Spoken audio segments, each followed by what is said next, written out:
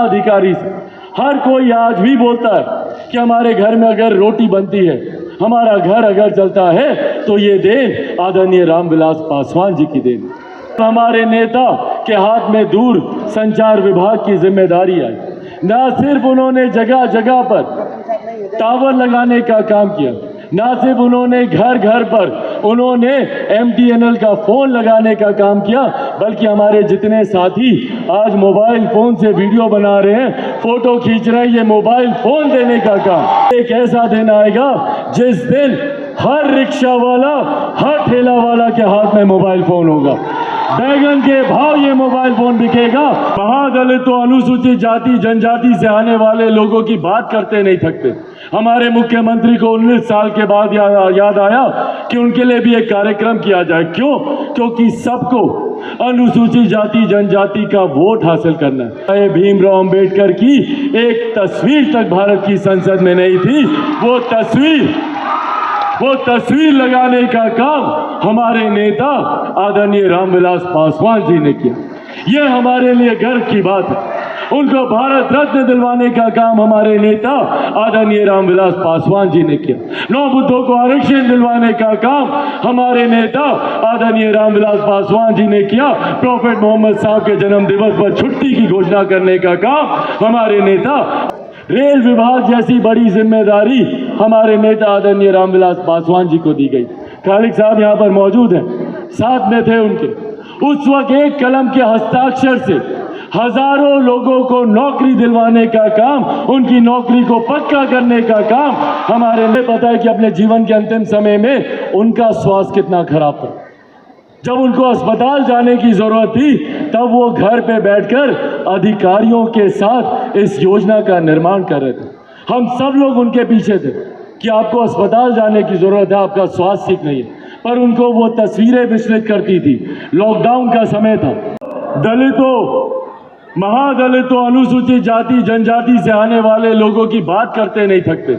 हमारे मुख्यमंत्री को 19 साल के बाद याद आया कि उनके लिए भी एक कार्यक्रम किया जाए। क्यों? क्योंकि सबको अनुसूचित जाति जनजाति का वोट हासिल करना है। पर यही महागठबंधन दल के नेता, पूछिएगा इन लोगों से, इनके दल में कई ऐसी पार्टियां हैं जो केंद्र की सरकार में दशकों तक रही, लंबे समय तक उन्होंने शासन किया। उनके एक ही परिवार के 3-3 सदस्यों की तस्वीर भारत की संसद में लगी हुई है। पर हमारे संविधान के रचयिता, हमारे संविधान के निर्माता, हमारे नेता को जिनको उन्होंने अपना नेता माना, डॉक्टर बाबा साहेब भीमराव अंबेडकर की एक तस्वीर तक भारत की संसद में नहीं थी। वो तस्वीर लगाने का काम हमारे नेता आदरणीय रामविलास पासवान जी ने किया। ये हमारे लिए गर्व की बात है। उनको भारत रत्न दिलवाने का काम हमारे नेता आदरणीय रामविलास पासवान जी ने किया। 9 बुद्धों को आरक्षण दिलवाने का काम हमारे नेता आदरणीय रामविलास पासवान जी ने किया। प्रॉफेट मोहम्मद साहब के जन्म दिवस पर छुट्टी की घोषणा करने का काम हमारे नेता आदरणीय रामविलास पासवान जी ने किया। और आज ये लोग बात करेंगे भैया कि हम लोग सबको लेकर चलना चाहते हैं। कौन सा ऐसा धर्म है, कौन सी ऐसी जाति है जिसकी चिंता हमारे नेता आदरणीय रामविलास पासवान जी ने नहीं की। 96-97 में देवेगौड़ा जी की सरकार में, I.K. गुजराल साहब की सरकार में रेल विभाग जैसी बड़ी जिम्मेदारी हमारे नेता आदरणीय रामविलास पासवान जी को दी गई। खालिक साहब यहाँ पर मौजूद हैं, साथ में थे उनके। उस वक्त एक कलम के हस्ताक्षर से हजारों लोगों को नौकरी दिलवाने का काम, उनकी नौकरी को पक्का करने का काम हमारे नेता आदरणीय रामविलास पासवान जी ने किया। और ये करते हुए उन्होंने कभी नहीं सोचा कि कौन किस जाति से आ रहा है, किस धर्म से आ रहा है। उन्होंने समाज के हर उस गरीब वर्ग का हाथ पकड़कर उसको आगे लेकर जाने का उन्होंने काम किया। और यही कारण है, आज चले जाइए भैया, अगर हम झूठ बोल रहे हैं वो टोकिएगा हमको।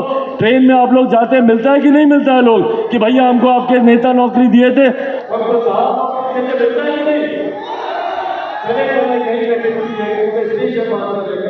छोटा कर्मचारी सही, बड़ा अधिकारी से, हर कोई आज भी बोलता है कि हमारे घर में अगर रोटी बनती है, हमारा घर अगर चलता है, तो ये देन आदरणीय रामविलास पासवान जी की देन। आज आधुनिकीकरण के इस युग में हम लोग टेक्नोलॉजी की बात करते हैं। आज से याद कीजिए 25 साल 30 साल पहले का भारत, जब लोग आधुनिकीकरण से जुड़े हुए नहीं थे, जब एक एक फोन के लिए हम लोग को किलोमीटर मीलों चलकर जाना पड़ता था। उस वक्त जब हमारे नेता के हाथ में दूर संचार विभाग की जिम्मेदारी आई, ना सिर्फ उन्होंने जगह जगह पर टावर लगाने का काम किया, ना सिर्फ उन्होंने घर घर पर उन्होंने MTNL का फोन लगाने का काम किया, बल्कि हमारे जितने साथी आज मोबाइल फोन से वीडियो बना रहे हैं, फोटो खींच रहे हैं, ये मोबाइल फोन देने का काम हमारे नेता आदरणीय रामविलास पासवान जी ने। और इस मोबाइल फोन को घर घर पहुंचाने का काम हमारे नेता आदरणीय रामविलास पासवान जी की सोच थी, उनका सपना था। उस वक्त उन्होंने एक बयान दिया था जिसकी विपक्ष के नेताओं ने बड़ी आलोचना की थी। उस वक्त हमारे नेता ने कहा था कि एक ऐसा दिन आएगा जिस दिन हर रिक्शा वाला, हर ठेला वाला के हाथ में मोबाइल फोन होगा, बैगन के भाव ये मोबाइल फोन बिकेगा। ये बयान हमारे नेता का विपक्ष के लोगों ने आलोचना की थी। क्यों? क्योंकि उस वक्त इनकमिंग पे भी जब फोन आता भी था, उसको भी उठाने का 16 या 18 रुपया 1 मिनट का देना पड़ता था। पर ये सोच हमारे नेता आदरणीय रामविलास पासवान जी के उस मूल मंत्र का परिणाम है, उस मूल मंत्र का परिणाम है, जिस मूल मंत्र पे हमारे नेता ने सारे जीवन काम किया। उन्होंने हमेशा इस बात को प्राथमिकता दी और खुले मन से उन्होंने कहा कि मैं उस घर में दिया जलाने चला हूं जिस घर में सदियों से अंधेरा है, और इस अंधेरे को दूर करने के लिए मेरे नेता, मेरे पिता आदरणीय रामविलास पासवान जी ने अपने जीवन की अंतिम सांस तक वो लड़ते थे। मुझे पता है भैया, उनका बेटा हूं, मुझे पता है कि अपने जीवन के अंतिम समय में उनका स्वास्थ्य कितना खराब था। जब उनको अस्पताल जाने की जरूरत थी, तब वो घर पे बैठकर अधिकारियों के साथ इस योजना का निर्माण कर रहे थे। हम सब लोग उनके पीछे थे कि आपको अस्पताल जाने की जरूरत है, आपका स्वास्थ्य ठीक नहीं है। पर उनको वो तस्वीरें विचलित करती थी। लॉकडाउन का समय था, हजारों किलोमीटर की यात्रा कर कर यूपी बिहार के लोग विवश थे वापस अपने गांव जाने के लिए। छोटे छोटे बच्चों को उनकी माएँ ट्रॉली पर घसीट कर जा रही थी, गर्भवती महिलाएं जा रही थी।